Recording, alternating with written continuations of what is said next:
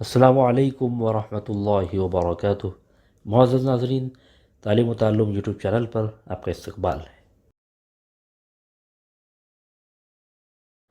سلسلہ نمبر 221، سوال نمبر 1، ہجرت کے چوتھے سال شعبان کے مہینے میں کون سا غزوہ پیش آیا؟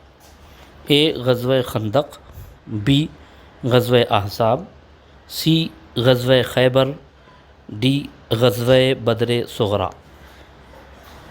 ایک غزوہ بدر کبریٰ جو سن 2 ہجری میں پیش آیا تھا، جو بہت ہی مشہور غزوہ ہے، وہ تو ہم جانتے ہی ہیں، اور ہجرت کے چوتھے سال شعبان کے مہینے میں ایک غزوہ بدر صغریٰ پیش آیا تھا۔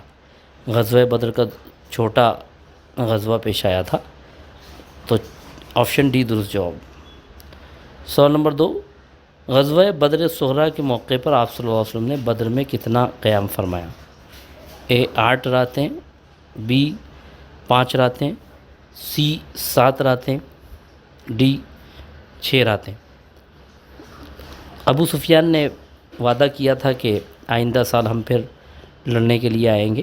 آپ صلی اللہ علیہ وسلم اس مقررہ تاریخ پر روانہ ہوئے اور آپ نے بدر کے مقام پر 8 راتیں گزاریں۔ آپشن اے درست جواب۔ سوال نمبر 3، غزوہ بدر صغریٰ کا کیا انجام ہوا؟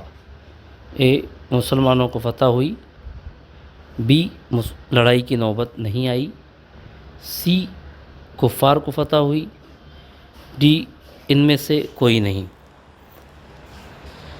تو ابو سفیان بھی اپنے ہمراہ لشکر کو لے کر نکلے تھے، لیکن انہوں نے واپس لوٹنے ہی کو غنیمت سمجھا اور اس طرح سے لڑائی کی نوبت نہیں آئی۔ آپشن بی درست جواب ہے۔ بہت بہت شکریہ۔ السلام علیکم ورحمۃ اللہ وبرکاتہ۔